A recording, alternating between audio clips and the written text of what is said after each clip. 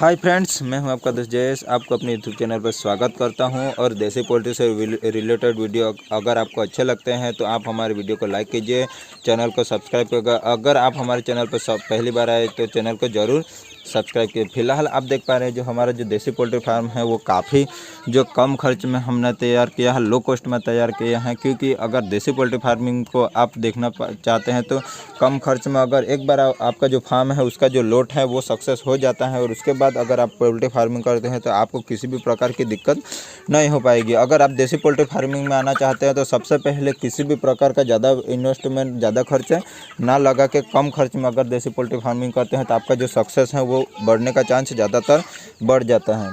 क्योंकि फ़िलहाल आप देख पा रहे हैं कि हमारा जो देसी पोल्ट्री फार्म है उसको जो हमने यहाँ पे लकड़ी का डंठल डाल के यहाँ पे कम खर्च में जो मुर्गी का पोल्ट्री फार्म है वो तैयार किया है। ऊपर जो छत है वो भी कच्ची है, उसमें कोई ज़्यादा खर्च नहीं लगा है। फिलहाल इस तरह से हमने यहाँ पे कच्चा फार्म डाल दिया है और उसके ऊपर जो पॉलीथीन है वो डाल दी है। फिलहाल हमने किसी भी प्रकार का जो जाली है वो भी नहीं लगा है, क्योंकि जाली का खर्च बढ़ जाता है। तो फिलहाल हमने ये इस प्रकार से नेट आते हैं उसका ही खर्च लगा के नीचे हमने गड्ढा करके नेट को ज़मीन के अंदर गाड़ दिया है। उसके बाद उसको ऊपर इस तरह से लगा के हमने जो देसी पोल्ट्री फार्म है चारों तरफ इस तरह से नेट है उसका जो कवर किया है।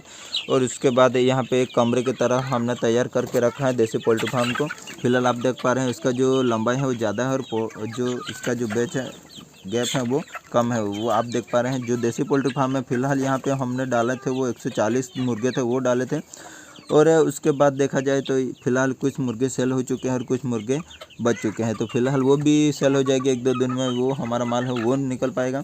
और देसी पोल्ट्री फार्म है तो उसको मुर्गियों को ज़्यादातर देखा जाए तो ऊपर बैठने के लिए अच्छा लगता है। तो फिलहाल हमने यहाँ पे डाल दिए हैं कुछ इस प्रकार के डंडे डाल के हमने बैठने के लिए यहाँ पे जगह दे दिया है। और फिलहाल हम फीड दे रहे हैं वो ग्रोवर चला रहे हैं। और ग्रोवर फीड देने के साथ साथ मुर्गी का जो ग्रोथ है वो काफ़ी बढ़िया हो पा रहा है। और फिलहाल 140 हमने मुर्गे डाले थे, उसके बाद हम बड़ा फार्म करने वाले हैं तो वो भी आपको अपलोड करके दिखाएंगे। छोटे से फार्म से हमने शुरुआत की थी। मुर्गी को देखा जाए तो 140 मुर्गी के लमसम चिक्स लेके हमने जो शुरुआत की थी, और उसका जो ग्रोथ है वो भी आप देख पा रहे हैं। मुर्गे को किस तरह से बड़ा किया, कौन सी मेडिसिन डाली, और कौन कौन मुर्गी में कौन कौन सी बीमारी, किस बात से ज़्यादातर हमें दिक्कत हुई, सारे हम देखा जाए तो देसी पोल्ट्री से रिलेटेड काफ़ी दिक्कत और लाइव जो सब कुछ है वो हम दिखाते हैं। तो अगर आपको हमारी वीडियो अच्छे लगते हैं तो आप हमारे चैनल को जरूर सब्सक्राइब कर सकते हैं। फिलहाल आप देख पा रहे हैं सोनल का मुर्गा जो उसका जो ग्रोथ है वो काफ़ी बढ़िया है। फिलहाल आप देख पा रहे हैं कि हमने यहाँ पे डंठल बना के जो मुर्गी के लिए बैठने के लिए रखा है, तो सारे मुर्गे यहाँ पे ऊपर बैठ जाते हैं। तो हमारा जो फार्म है कुछ इस तरह का नज़र है।